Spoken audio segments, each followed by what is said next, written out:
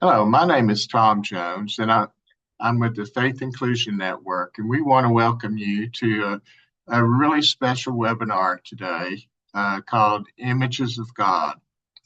I heard this presentation at the AAIDD conference, and I was so impressed that I knew more people needed to hear these voices and hear about the project. And so the Faith Inclusion Network is proud to host this webinar. And I want to also thank some of our network partners, the AAIDD's Religion and Spirituality Network, CARIS, the Faith and Culture Network, and A Deeper Communion. Thank you for your help in getting the word out and spreading the news about this really great webinar and project that Keith Dow and others have put on. So I want to go ahead and turn this over to Sarah McKinney, who will do our introductions today. Hello, everyone. I am Sarah McKenney, the Spiritual Support Coordinator for Stonebelt ARC. We're a service provider that provides various supports for people with intellectual and developmental disabilities in the Indiana area. One of the biggest perks of my job is learning from people we support about who God is to them, how God is active in their lives, and honestly learning about God through their stories and expressions. One of my favorite things is to ask, how do you experience God in your life? Because I learn so much about that individual, but I also learn about who God is in their reply. Just one example is when I asked a young man this exact question. The young man is pretty independent, really gets out and is social and engaged in his community, very active.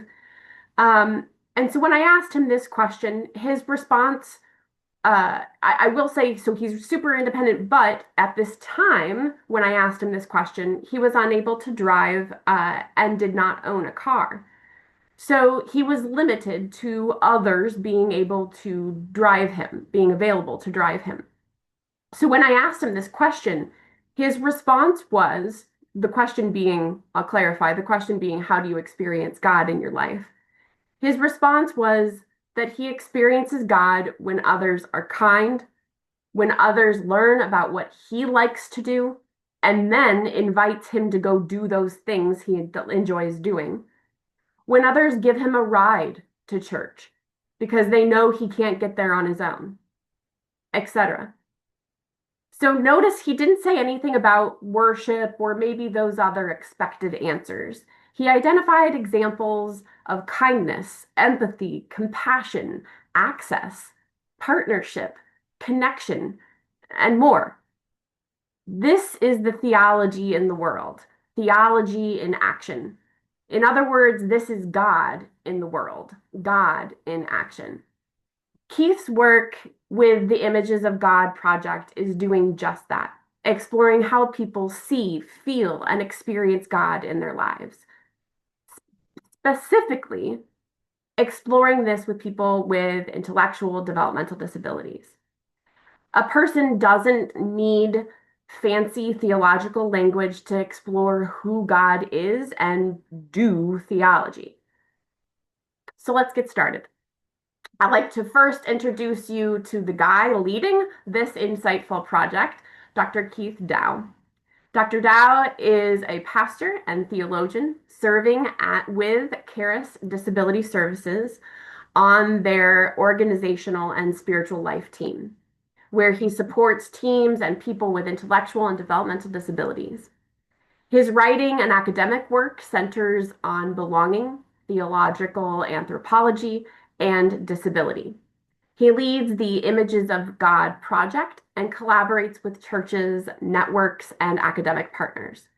He also serves as the chair of the Religion and Spirituality Special Interest Network of the American Association on Intellectual and Developmental Disabilities. Next, I'd like to introduce you to Lori Downey, who lives in Kingston, Ontario. Lori would like people to know that she is sweet, kind, gentle soul. She feels that she can be trusted and honest and reliable. Lori is independent and really enjoys going to Tim Hortons to get their daily coffee. She attends Bible study and church as well as sporting events and especially enjoys watching wrestling. Lori Verchez, who lives in Hamilton, Ontario. He is fun and upbeat and loves adventure. He has had a year of trial, but is still facing things head on and enjoying life.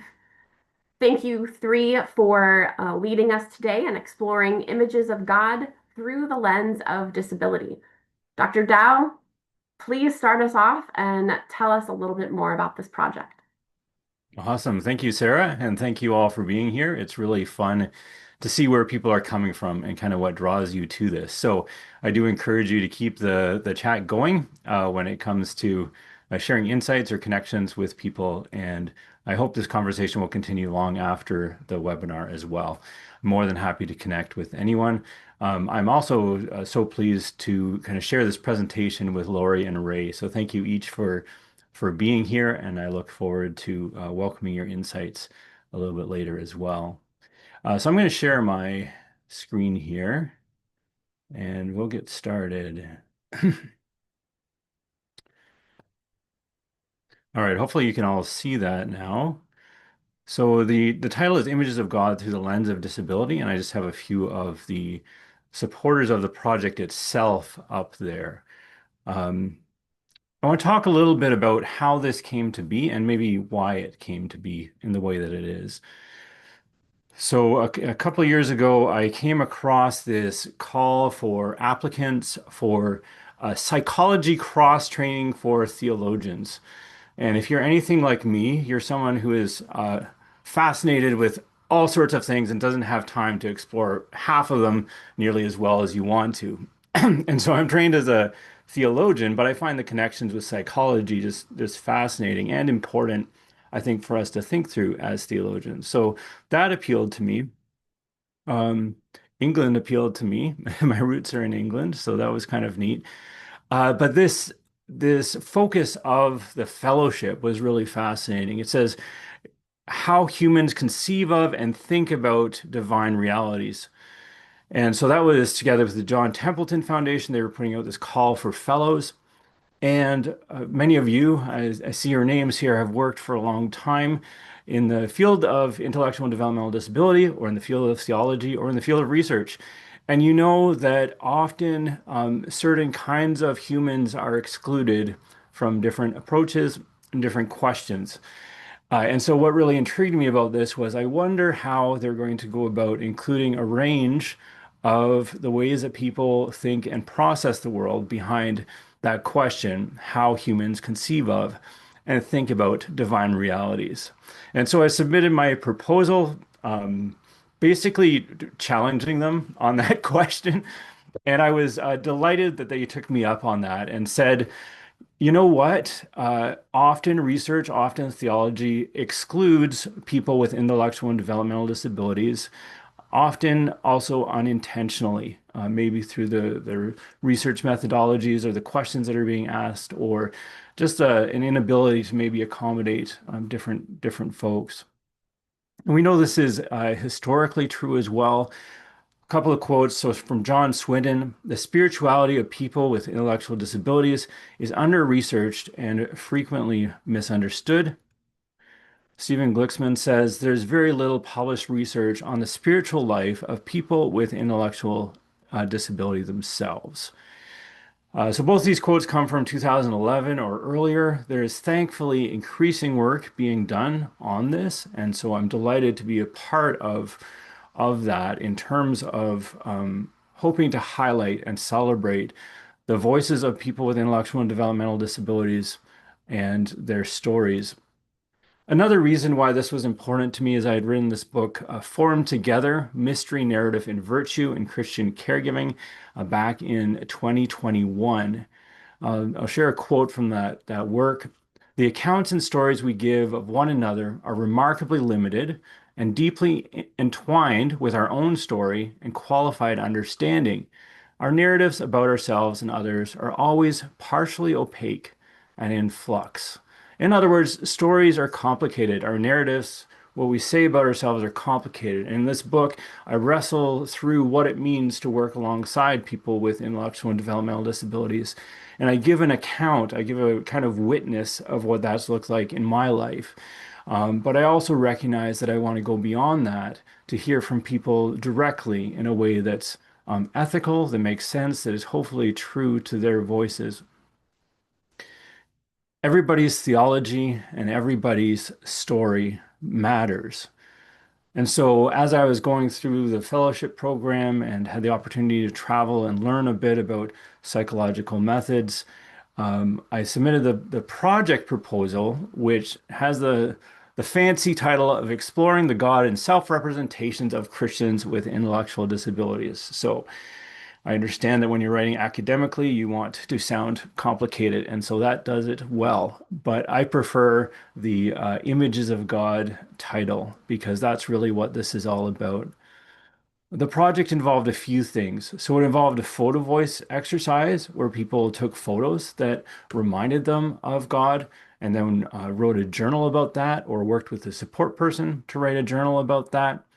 Or recorded their answers over through voicemail or recorded audio. And then we came together and we talked about that as well. There's also God representation scale, which is fairly well established now in the field of God representations. And that was a lot of fun as we took pictures that might remind people of God. And each one, it ended up being 11 participants overall across Ontario, coming from the Christian tradition. And for each picture, they kind of said, yes, this reminds me a lot of God, or not very much of God. And that was really neat to have conversations about those things. We also did an adapted Rosenberg self-esteem scale, which got at kind of some self-esteem kinds of questions, self-confidence, kind of how you relate to yourself. And so that's a piece of the psychological side of that. And then finally, the self-representation collage exercise. Uh, Lori, I wonder if you can unmute yourself. I know we had a bit of a chat this morning, and Yes, we did. I was asking you about the project and which part you liked the best. Which part did you enjoy most about the Images of God project? Well, I enjoyed it. I enjoyed it very much. And my favorite part was the collage That's that very cool. that I made. I'm so I'm just so happy I did participate in that. Well, it was great to have you part of this. And so we met in Mhm. Kingston, and there's a photo here of you actually working on your collage. Yeah, yeah, yeah. I think it's a great photo. You can see we met in like an old church there as well. So Yes, we the did. Yeah, background's kind of cool there. Uh, yeah. thank you, Lori. And then Welcome. we had a chance to meet together after the project was completed, and Martin Luther University College in Waterloo, Ontario, hosted an art display of everyone's collages and then a combination of photos and the perspectives of people on their photos, whether that was from their written journal or from the conversations that we have. And so here on the right, there is Lori's collage above with kind of a cutout silhouette of her head. And she was able to pick things from magazines or stickers to highlight who she is. Tim Hortons made a number of people's lists, I think rightly so. And we see a cross and butterfly and other kinds of things like that. And so that was an art display that was up at Martin Luther University College for a number of months and then has been traveling around to different places. But it was so fun. I know Ray was there as well, to get together and actually have a chance to celebrate, a chance to be together and say, yeah, this is good work that people have done, and these are important insights that people have shared. You might be, you might be wondering kind of why art, and I'm sharing a photo here or a picture of artwork by Tim Rossiter, who is a Keras-based artist, one of my favorites. I've got a few of his works, field of poppies. So it was important to me to find different ways to engage with people that weren't just kind of ticking off questions on a survey or submitting a form online, but engage with the creative side of who we are as well. And Tracy Demons has done some good work on this, trying to understand what is the role of spirituality and the arts together. And she says words are merely one form of expression or one form of being. The arts, however, represent a multitudinous variety of options for engaging in encounter. And I do love that phrase, multitudinous variety. It might be a little redundant, but it's pretty exciting. And and she also describes that art is like a kind of speech bridge for us, that we can express ourselves through art in ways that we might not be able to otherwise, for instance, through the written word. And so, Ray, you were an artist before joining this project as well. I know a lot of folks came to this project and then got to explore that through photos and collage. But you were an artist before, and this was an opportunity to kind of connect the dots between art and your faith. Do you want to tell us a little bit about that? What was that like for you? So first, like I would do mixed media art. So I would do a in the center of a canvas, I would have concrete and it would be of a stencil of like flowers. And then I'd have um dark blue to light blue, and then the second one would have light blue to dark blue, and then it would have different textures. So I had um, mosaic tiles as the background, and so you could feel the concrete as well as you could feel the tiles, and Hmm. it could be an image by itself or it could be an image together. That's very cool. And then you came to this project and you did took photos and you did the collage as well. What was that process like for you, kind of taking the photos and reflecting on them? It was awesome. I really like doing the photo part because it's so different than doing regular art. What you take on a camera isn't exactly what you see in real life. Um, and I can give a quick example. I just thought of this literally today. Hmm. One of the pictures I took wasn't quite the picture that I wanted because I saw the moon and trees, but it looked like a bird in the picture, but it was actually the moon. Hmm. So that's kind of an interesting thing. I also find it genuine and wanted it to be how I saw it, and it was hard to get the right photo. It I had two photos and had to choose the option how I saw God, and it changes. God is always there, and He never changes, even though the photos change. And I realized that I about a year ago, I actually did the photos. I went on a car ride about 2 weeks ago, and it wasn't quite that place, but we were on a Hmm. windy road and stuff. And I was like, holy cow, like I did images of God like almost a year ago. So I just found that fascinating as well. Yeah, you reminded me of that when we spoke last, and that was a realization. Yeah, it was a year ago that we met, and I had the opportunity to learn from you all, and then just how exciting it's been over the past year to be able to share that with other people. And that moon image that you're talking about, you just had such insightful reflections on how the kind of the mystery of the experience of art and how that captures kind of the mystery of God as well, that in that moment you see something, it's like a, and we'll come back to your photo here in a bit too, but you see something and you experience something that it can be so hard to convey to others, almost like a spiritual experience in itself. Yeah. Thank you for sharing that.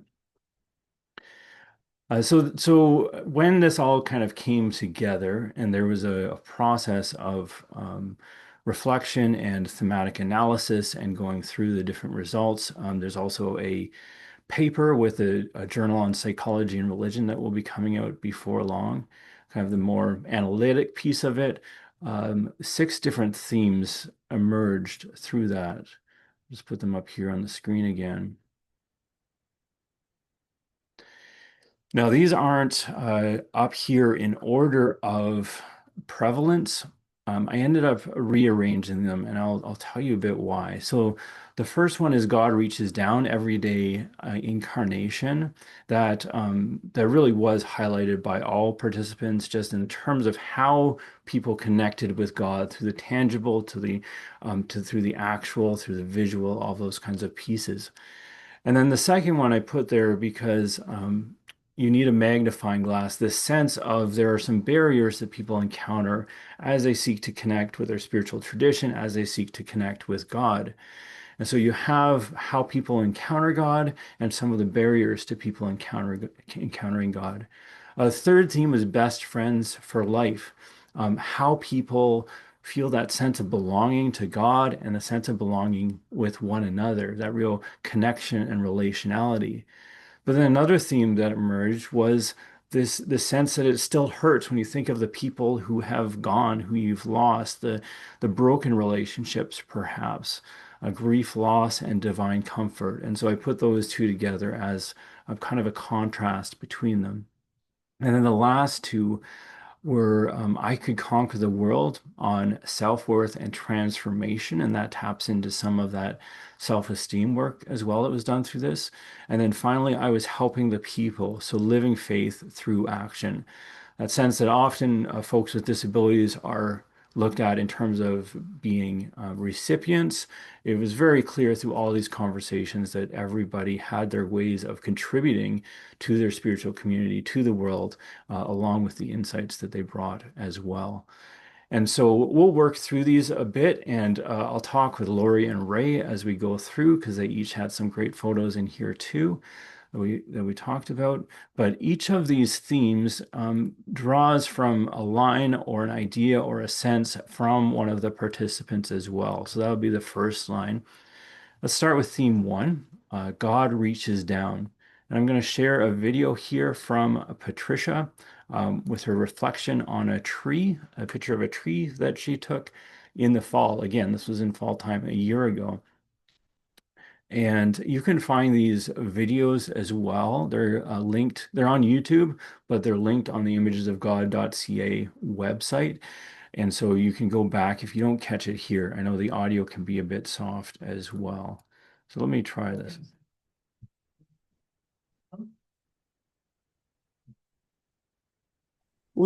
I can't hear at all. Read down and put hands on top and change the colors. Say that again. I'll have to hold his hand and you will lift his hand on top of the tree and just the colors. You reach down and green they do different colors in the fall time. Right. Yeah. So you see God kind of actively changing. See him different. Right. Right. Yeah. So he's in heaven and reaches down and changes The colors of the colors. trees. Yeah. That's neat. All right, so hopefully you were able to get a sense of that. I don't know that we were able to set the audio up perfectly when we entered into this. So there's a couple of video clips, but there's also the closed captioning as well. But in that conversation, she's saying how God is kind of embedded in creation, working with creation through the colors of the trees and just how beautiful that is. And I also love how she corrects me. I say, okay, so you see God reaching down to change the colors of the trees. And she's like, no, Keith, you don't actually see God. He's in heaven, but he partners with the world through this act of beauty and through this act of creation. And so I thought that sense of God reaching down was just a perfect way to capture not only what Patricia's saying here, but how many participants kind of express that connection with God. So Ray, we have your picture up next, which captures some similar themes. Do you want to tell us a bit about what we're looking at in this picture and what you see here?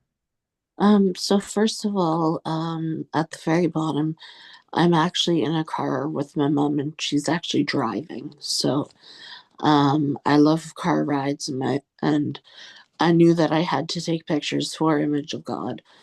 And my mom's like, let's go for a car ride. I know a perfect spot to get a sunset. Well, we didn't make it in time. So I was like, I really like this spot. Like, I like the sky. I like the fall leaves. Like, I'm going to take a picture here. And I took a picture and I took two. And the first one had the pylons and the second one didn't. And I was debating which one am I going to do? Am I going to do the one with the pylons or without? And I obviously chose the ones with the pylons. And I kind of find it is God is doing construction in our lives. He's helping us through the hard times. He's rewiring the way our life is and helping us go through the hard times. So that was really cool. Also, when I took the picture, if you look in straight ahead, you see the wires, the line wires, but right dead in the center, there's actually a cross. And I never noticed that at first. And I was like, huh, like this is super cool. Like I didn't see that. I purposely didn't mean to do that. So it was like God is everywhere and God can be the center of it because it's literally the center of the photo. And God can be places where you least expect. And I take a picture of anything and God can also be in the middle of it. Um, in the far left hand corner, it's a little bit of a small picture, but you can see a house. In that corner, it reminds me of my childhood. And it reminds me of the joy of childhood and looking at nature and seeing how um, God, God does nature. And it reminds me of being at camp in the cabin and kind of hidden away in like a 3 hour drive. And it's like just an oasis. And because you have to look at the picture, it reminds me of camp and big part of what life was for me as a child. I also, as we were driving, like it looks like a straight road, but it was a very windy road. And generally, life has a lot of ups and downs and spirals and things that you don't expect. And God can help us through it. So I felt that as well in the car ride. And I just thought of something as well. Driving up to the road of the camp that I went to, you actually had to go through a windy road and then it was like a roller coaster. You go straight down and up and down and turns and stuff to get to that camp even. So I didn't even think of that until now. Hmm. And then the photo has just all encaptured what I said. Like there's construction, nature, fall leaves, which I love the just changing of colors. And the sky, like I didn't quite get that sunset that I wanted, but it's just the beginning of the sky and windy roads, how God can just be in the center of everything. Hmm. Yeah, that's so good. And I love, so a couple of things there. One is kind of the act of taking the photo and what you see in that moment, connected to all the things that you realized through the process and after the fact, and how it continues to bring beauty and a sense of meaning into your life, even at like reflecting on the photo after you've taken it. Kind of similarly, how it you've spoken to how it connects you over the course of your life. It brings up memories and thoughts of how God has worked in the past as well. So it's not just a snapshot in time, but the ways you've articulated and described how how God has worked throughout the course of your life. And I think that's just such a profound recognition there. So thank you for sharing that. Maria in Toronto had a great sense of this kind of partnership with God as well in the act of taking pictures. And so I have a photo of a squirrel up here with Maria on the left. She also took a photo of a hawk in a similar way who was sitting on her balcony. And she said about the picture with the squirrel seemed to pose that day. Maybe Jesus helped me that day. I think Jesus helped me take a picture of a squirrel. So she was talking about how squirrels run around like children and they hardly ever stop. But in this moment and with the hawk, she felt that sense of partnership with Jesus through this project as she kind of captured that moment, which was such a beautiful thing. And I know, Ray, that's something that you've shared as well in the past about how that moment is a work of art, how God is an artist and that moment is a work of art with God as well. The second theme, again, so that's the first one on how people are connecting with God. Second one is a sense of some of the barriers to faith that people encounter. And the title itself comes from Maria. So I have a picture of Maria on the left here, a video that we'll watch, and her artwork actually on the right, which is just quite beautiful. So she had taken a photo of her artwork as part of the Photo Voice project. So I'm going to turn up my volume here, and we're going to, hopefully the audio will come through okay as we listen to Maria. We were talking about how she and her mom had connected and through watching movies and TV shows about the life of Christ and important spiritual events. Yeah, so that was one of the ways that you learned about Jesus and about God and with the movies and TV shows and reading the Bible. Right. Yeah. Yeah. Do you still do anything like that? Do you watch movies or? Yeah, I still watch movies with my mom. Yeah. Yeah. You read the Bible sometimes or? Yeah, I use the audio one. It's easier. It's easier to understand it. Right. Because the regular Bible's too confusing. Too many numbers in the book. Yeah, it's got all those little numbers before the verses and I hear you. I often use the audio Bible as well. Yeah. So much easier to hear someone reading the Bible. Yeah. Instead of getting stressed out about it. Right. Yeah. Yeah. Yeah. So you find with the written Bible sometimes it's hard to understand. Yeah. So you mentioned the numbers make it hard. Is there anything else about it that makes it hard? The writing's so small. Yeah. You need a magnifying glass. It's true. It's true. It makes it tricky, eh? Yeah. Good. Well, thank you for sharing that. I thought she had such a concise way of saying that. It's like you need a magnifying glass to read the Bible sometimes. And in our faith communities, whether it's Christian or otherwise, often some of those kind of normative expectations about how people engage with their sacred texts, how people engage with the service, can be intimidating, can be difficult for people. And I think it's so helpful that many of our participants identified that and brought it out front and said, it needs to be okay for us to engage with things in different ways. And I know I wrestle with that at times too, trying to thumb through the Bible and find a verse that's very small and maybe the lighting's not so great. So there's the challenges of physical accessibility, of communication accessibility, of attitudes as well.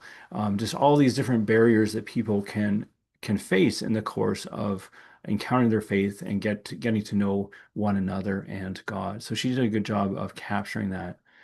The next video is of Lise. And so this is a different part of the project that we did together. This is where I put pictures in front of people and asked, how much does this remind you of God? Now, the question mark that I have on the right-hand side here is one that didn't gain a lot of traction with people. They're just like, oh, that's a question mark, probably a one, and then they moved on. Not a lot of conversation.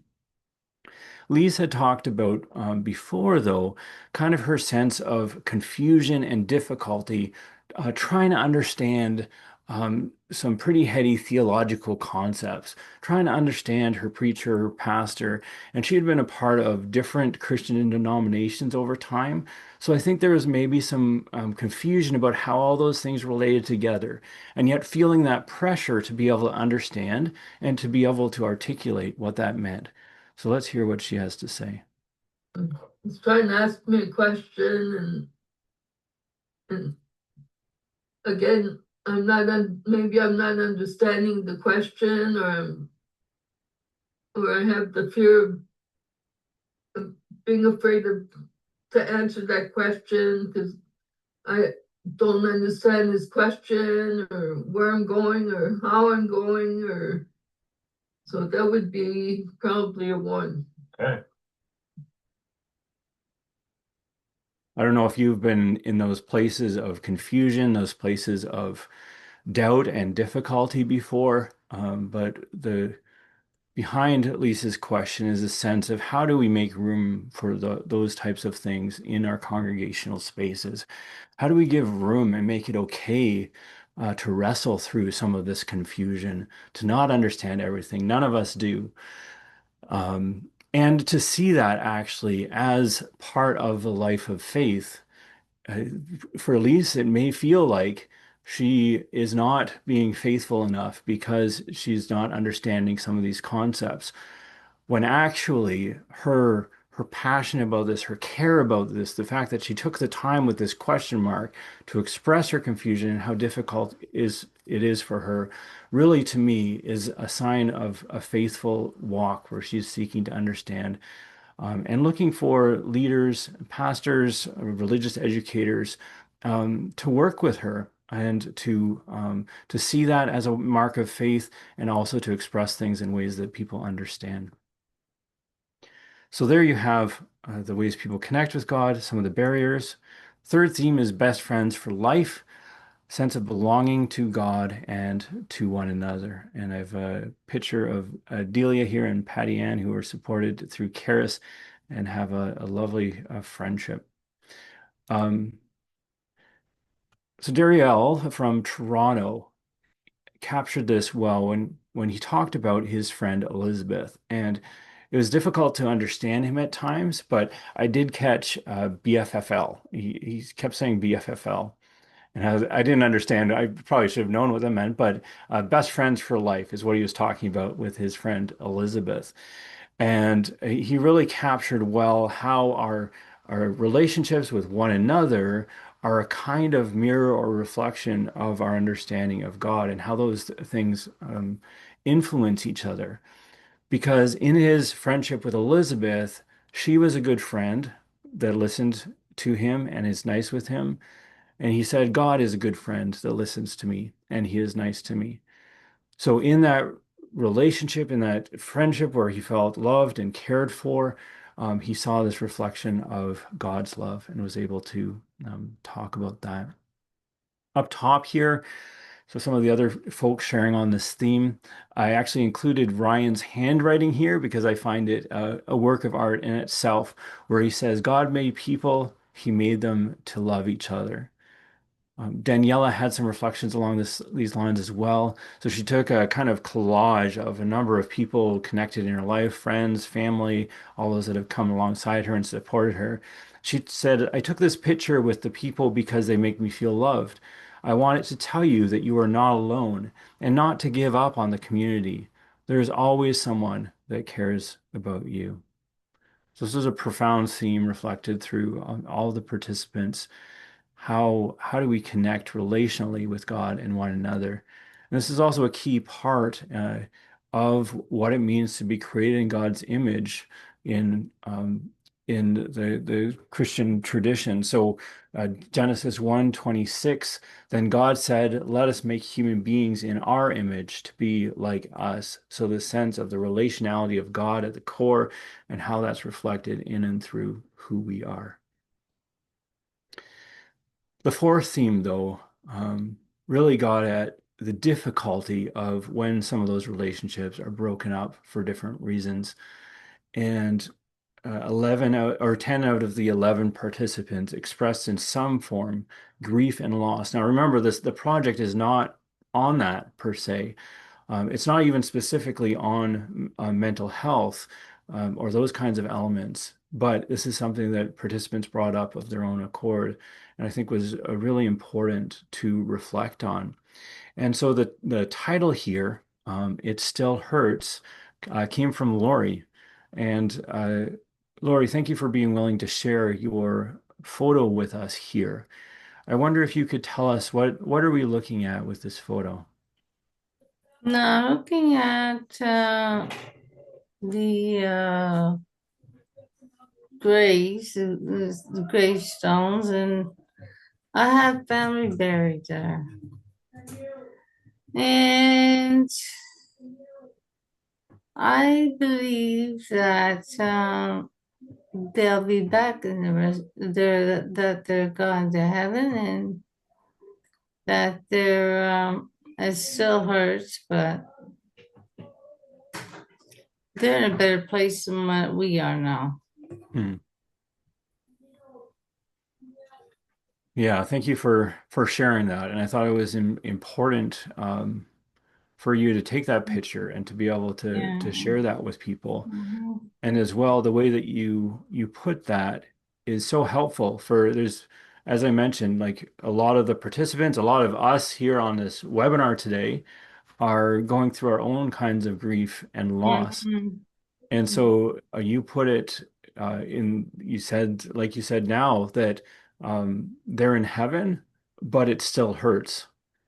And just that combination to be able to acknowledge and be able to say, yeah, it's really hard, it's really difficult. Even though I believe that they're in a better place now, it can still be difficult for and hard for those of us who are here. Mhm. So thank you for sharing that. Is there anything else you wanted to say about the picture before we move on? Nothing else, Keith. Yeah. All right. Thanks, Lori. Um, So yeah, this was a theme that was shared by others as well. We're going to go back to Patricia in Ottawa here as she reflects, and she had a neat way of kind of connecting the sense of the sky with the heavens. And so she's talking about that here in her picture, which is of a lake, and then there's some evergreen trees, and then the sky, and it's almost like this mirror between the sky and the blue sky and the blue water, separated by kind of grass in between, the yellow grass. You mentioned heaven before. It's heaven. Yeah. So does it remind you of heaven? We walk in the clouds. It's two signs. Hell is heaven. Mm-hmm. Walk on the clouds, did you say? Yes. Yeah, very cool. Go into heaven. Yeah, yeah. But one of our friends up there. You have friends up there? Yeah. Which friends are you thinking of? Bree, Debbie, Ruth, Lydia. Mm. It's quite a few. Yeah. Yeah, so you can My think aunt. your my aunt, grandma. right, right. You can think of your friends and your family in heaven, Yes. and One day we can see them again. right, yeah. And so this picture helps remind you of that, Yes. remind you of heaven.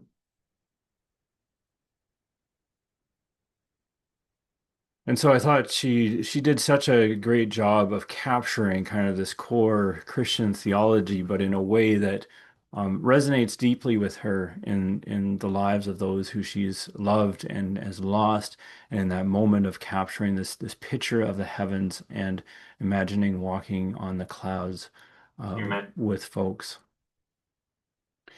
So there you have kind of the connection with people and with God, and then the also the disconnection, the difficult aspects of that. Um, the fifth theme is I could conquer the world, and so we're kind of changing gears here. So the sense of self-worth and transformation that people experience here. And so I've got a photo of Daniela when she was younger, and she's wearing a full kind of white dress and smiling. She's wearing glasses. She thought about her first communion and said, even though I have seizures, I felt like I could conquer the world. In her photo voice journal, she said, "My first communion is one of the most important days of my life. It is a celebration to celebrate because I was giving God my heart and my life. I felt like I could take on the world and felt like I was a princess." And so she had expressed kind of the difficulty of walking through life with seizures, not knowing how they were going to impact her daily existence, often being told that she couldn't do things. And so having a picture like that, so she took a picture of her photo, uh, reminded her of those times that God was powerfully evident in her life, that she could go back to that as a kind of milestone and say, no, remember that feeling. Remember that time that I felt God's presence, felt like I could conquer the world, that I was a God's princess. And then that inspires her in an ongoing way as well as that kind of milestone. And so we saw these different intersections with people in terms of their own mental health, their own well-being, and their own transformation, spiritually speaking, as well. Let's go to a different part of the interview where I'm going to put Darielle up here. And so you can see on the right here, there is a graph and it's a visual Likert scale. So one of the things I wanted to do was to do some more things kind of tactilely, visually, so that it wasn't just asking questions and assigning a value. And so here you can see from the left to the right, there's kind of the graph is not filled up all the way to it's filled up between 1 and 5.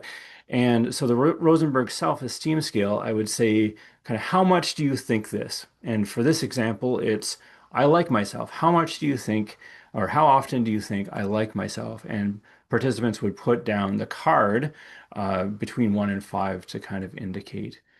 And here's Dariel. So what about this? I don't like myself. How often do you think that? And so he's throwing that down on the 5. Like he can't get it there fast enough. And that was totally Dariel throughout the interview. He talked about being a beautiful man. He talked about how good he was at different things, how excited he was about making lasagna for people, and just kind of exuded this sense of confidence. Um, and then Lori had, I think, a really helpful response to this. And I think it's important for us to think through together. And so, Lori, if you want to go ahead and unmute yourself, do you remember kind of working through this question? And I asked you, how often do you think I like myself? What was your answer there? I think I said that it was. I do like myself, but I like other people too. Yeah. Yeah, I thought it was a really helpful answer because Oh, you said, I actually don't, so because the question is around how much do you think this, right? How much do you think I like myself? And you said, I actually prefer to think of other people. yeah. And so you ended up putting the answer on the 1, which was different from a lot of people. Um, but you had this phrase, and I think it might have been in your bio as well, where you said, "I'm a sweet, kind, gentle soul," and and I think of other people, right? And I think that's very true of you, that you're always looking out for other people. You're always thinking of other people more than yourself. And and why I think that's helpful. I actually brought this up. I was doing a similar workshop in Birmingham, and it was at a Psychology of Religion conference. And so I mentioned you to them because I said, this is why you need to have the qualitative, you need to have the conversation together with the statistics, okay, with the number, because technically that's a number 1, right? Technically that's pretty low down. But the way you expressed it, the way you talked about it, actually showed a lot of self-confidence. You were expressing the Christian virtue of humility. And so when researchers are researching this kind of thing, if they're just looking at the numbers, they're not going to get a sense of that. But if they're able to have a conversation, then they understand better what's going on. And then if they're able to involve kind of theologians or pastors or others who understand the tradition, then your answer makes excellent sense. It's in some ways it's the perfect answer, Lori. So not that there's a right or wrong answer, but it's such a helpful answer that thank you for sharing that with us. You're very welcome. So again, that kind of expresses the self-worth and transformation of folks through their spiritual journey. A couple of other quick examples here, and then we need to be moving on. So Frank had a necklace, and he had little sayings on it, like "resist the devil," which makes him think of God when he's being mean to friends or thinking bad things. Reading this makes him think of God and reminds him to be positive. Or folks like Michelle who said, I feel like I am a good person. I like myself. That was also expressed through theme 6, which is I was helping the people living faith through action and service. So I'm putting up a picture of Michelle here on the left. She is putting one hand over top of the other. And in this photo, she is talking about making empanadas. She makes empanadas and she sells them at her church because she has family in Ecuador and she's been there and she sees how animals are often treated. And so she wants to start a shelter, a support system for animals in Ecuador and the people who love them. And so she's written a little book about it, and she makes empanadas and sells them. And she says, I was helping the people because of people, helping them see what Michelle and Jesus get together, helping the people around the world. And I can't capture it quite as well as the video does, so I do encourage you to go online and check that out. But this is a kind of theme that was reflected throughout people's participation in their communities, which is such an excellent thing. Frank, for instance, worked at the Humane Society for over 20 years. So there's a combination of doing things for others together with spiritual practices as the ways that people engaged with God and lived out their faith. And Lori, we've got a picture from you here again. So do you remember what we're looking at here? What's this picture of? It's a picture of the heart on Psalm 23. Mm-hmm. Yeah, and you shared about why that was important to you. And I understand that you regularly read the Bible. Is that right? Yes, I do, Keith. Yeah. And prayer is an important part of your life? Yes, it is. Yeah. Is there anything else about this picture or about praying or the Bible that you wanted to talk about?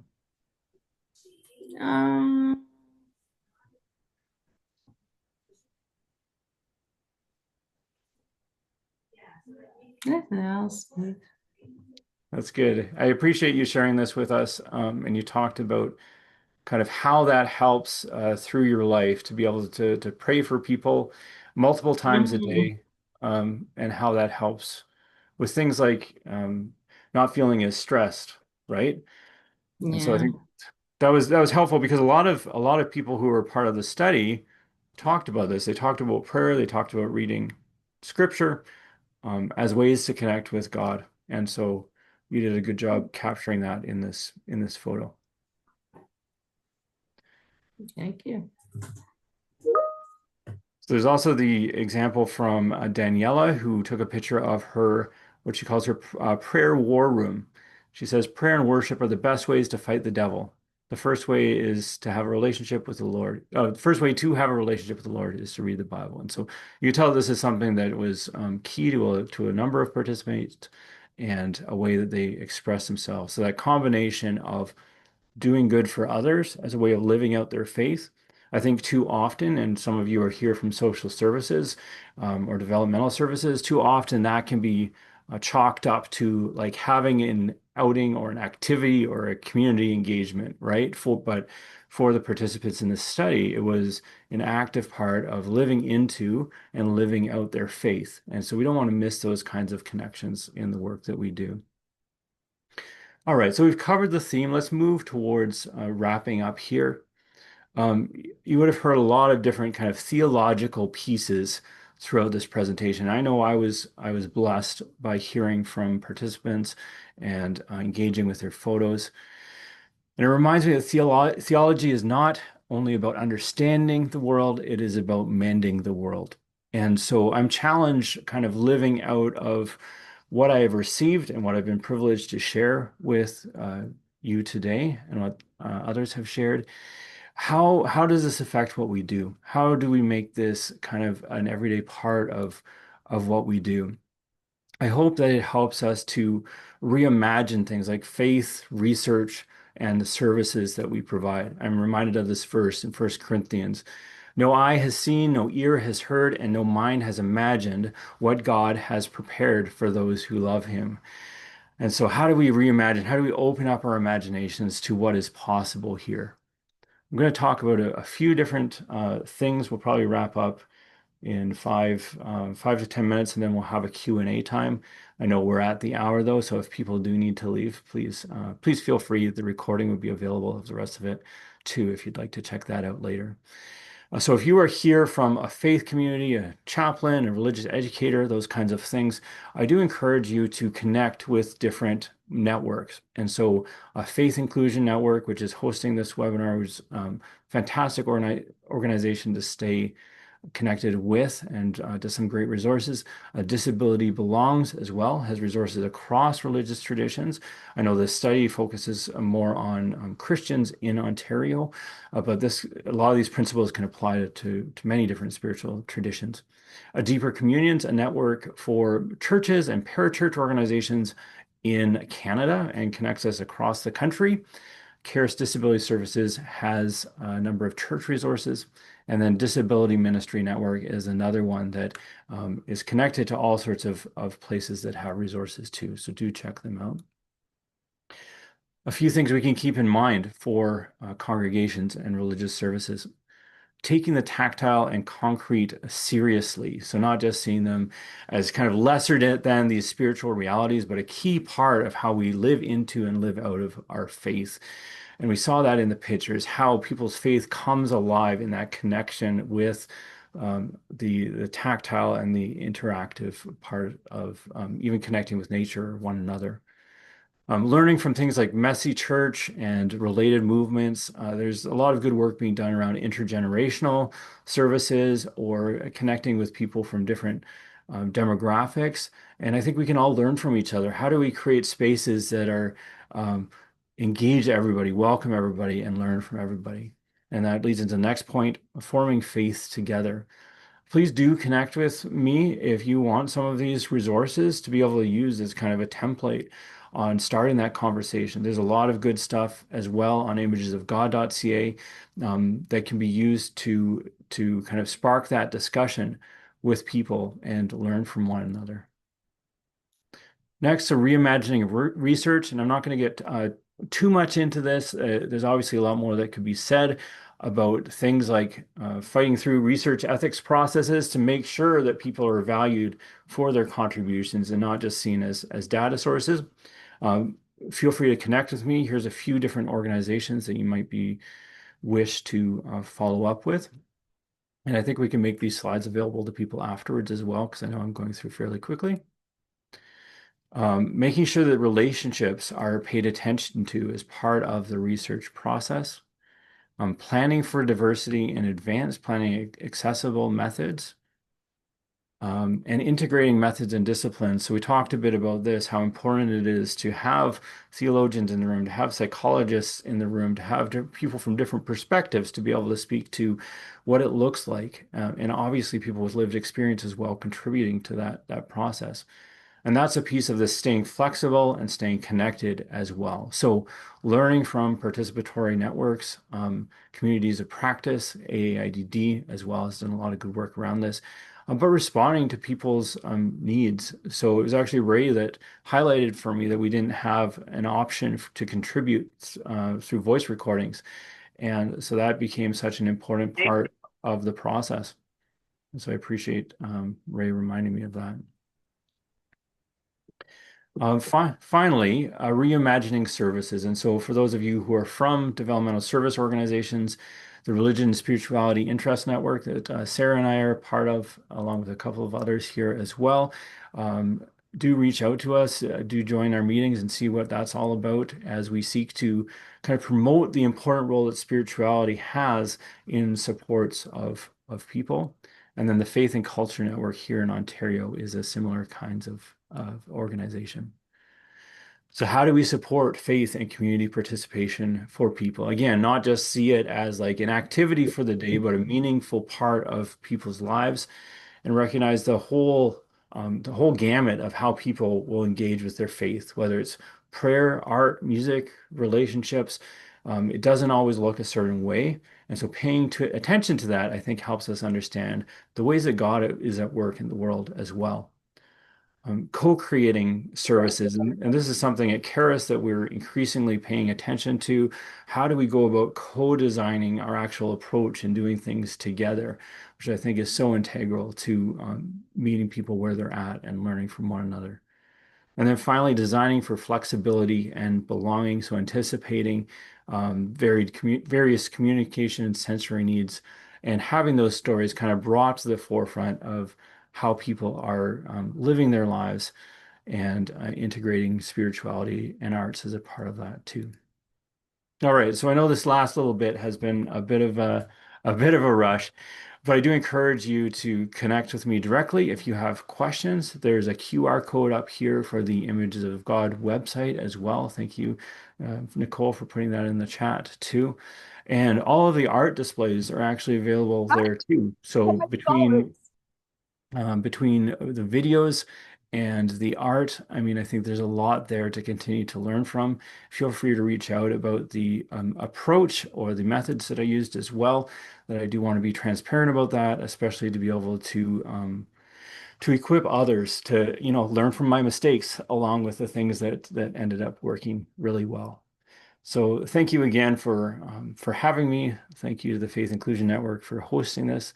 Thank you all for participating. And I think what we're going to do now is we'll stop the recording and we'll move into a time of questions.